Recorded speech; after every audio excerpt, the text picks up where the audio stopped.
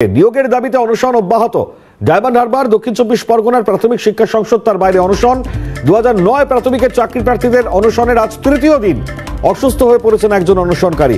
গত দুদিনে দুজন চাকরি প্রার্থী তারা মাথা মুড়িয়ে প্রতিবাদ জানিয়েছেন। আজ নতুন অবস্থান মঞ্চ তৈরি হয়েছে। অত্যন্ত লজ্জার যে গোটা ছবি আপনারা দেখেছেন।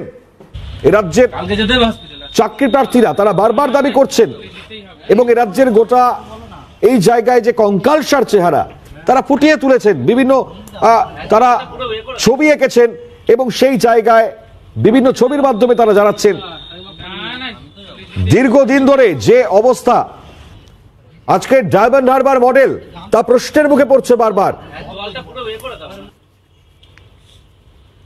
আমাদের সঙ্গে সৈকত রয়েছে টেলিফোন লাইনে, আমাদের প্রতিনিধি। সৈকত, কি বলছেন আজকের আন্দোলনকারীরা? কারণ 3 দিন হয়ে গেল আজকে তারা তাদের আন্দোলন চালিয়ে যাচ্ছেন।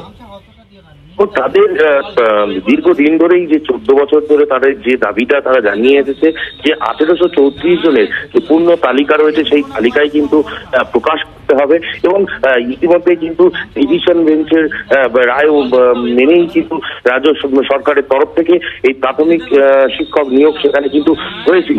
এই 1834 জনের মধ্যে 1506 জনের মতো নিয়োগ করা হয়, কিন্তু বাকিদের নিয়োগ করা হয়নি এবং নন জয়নিং পোস্ট রয়েছে অনেকগুলি। সব মিলিয়ে এখনো পর্যন্ত মোট 1034 জন চাকরি প্রার্থী তারা কিন্তু এখনো পর্যন্ত চাকরি পাচ্ছে না, যার জেরে কিন্তু দীর্ঘদিন ধরে তারা আন্দোলন করছিল। এবার আমরা দেখি গত 3 দিন ধরে কিন্তু আন্দোলন চলছে ডায়মন্ড হারবারের দক্ষিণ চব্বিশ পরগনা জেলা প্রাথমিক বিদ্যালয় সংসদের অফিসের সামনে। তারা আমরণ অনশনের ডাক দিয়েছিল এবং তার ফলে কিন্তু গত দুদিন আমরা লক্ষ্য করেছিলাম যে মাথা মুন্ডন করে মস্তক মুন্ডন করে বিক্ষোভ দেখাচ্ছিলেন। কারণ তারা দীর্ঘদিন ধরে আন্দোলন করেছিলেন, একটাই তাদের দাবি যে পূর্ণাঙ্গ প্যানেল যাতে প্রকাশিত হয়। এরপর আজকে কিন্তু সকালের পর থেকে 2 জন চাকরি প্রার্থী তারা কিন্তু অসুস্থ হয়ে পড়েন এবং এদেরকে তড়িঘড়ি কিন্তু নিয়ে যাওয়া হয় ডায়মন্ড হারবার মেডিকেল কলেজ হাসপাতালে। এবং তারা এই যে আন্দোলনে সামিল হয়েছেন তাদের একটাই দাবি পূর্ণাঙ্গ প্যানেল এবং প্রকাশের পাশাপাশি নন জয়নিং যে পোস্টগুলো রয়েছে সেখানে কিন্তু দ্রুত তাদের নিয়োগ করতে হবে। ডিভিশন বেঞ্চের রায়কেই মান্যতা দিয়ে তাদের নিয়োগ করতে হবে এবং এখনো পর্যন্ত কিন্তু যে চেয়ারম্যান রয়েছেন দক্ষিণ চব্বিশ পরগনা জেলা ডিপিএসসি তার তরফ থেকে কিন্তু কোনো বার্তা পাওয়া যায়নি বলে অভিযোগ এই চাকরি প্রার্থীদের। এবং তার ফলে কিন্তু তারা অনির্দিষ্ট কালের জন্য এই স্থায়ী মঞ্চ তৈরি করেছে আজকের থেকে তারা ডিপিএসসি ভবনের সামনে এবং সেখানেই তারা আন্দোলনে সামিল থাকবেন বলে এমনটাই জানিয়েছেন। মনিময়, ধন্যবাদ সৈকত ঘোষ আমাদের প্রতিনিধি যেমনটা জানাচ্ছিলেন। ডায়মন্ড হারবার সেখানেও আজকে যে ছবি আপনারা দেখতে পাচ্ছেন এই ছবি 3 দিন ধরে চলছে। আজকে অসুস্থ হয়ে গিয়েছেন এই অনশন চলাকালীন চাকরি প্রার্থীরা। বিভিন্ন দাবি দাওয়া তারা রেখেছেন। আজকে তৃতীয় দিনে কি বলছেন তারা শোনাই। এখন কি শরীর অসুস্থ হয়ে পড়েছে? হ্যাঁ, 3 দিন ধরে আমাদের অনশন বিক্ষোভ চলছে। আমরা জল গ্রহণ করছি না। 9 সাল থেকে 24 সাল এই 15টা বছর আমাদের সাথে বঞ্চনা করা হয়েছে। মাননীয় মুখ্যমন্ত্রী এবং শিক্ষামন্ত্রীর কাছে আমাদের অন্তত নিয়োগটা দিয়ে দেওয়া হোক, আমরা ঘরে ফিরতে চাই। তো চেয়ারম্যান একটিবারের জন্য আসেনি।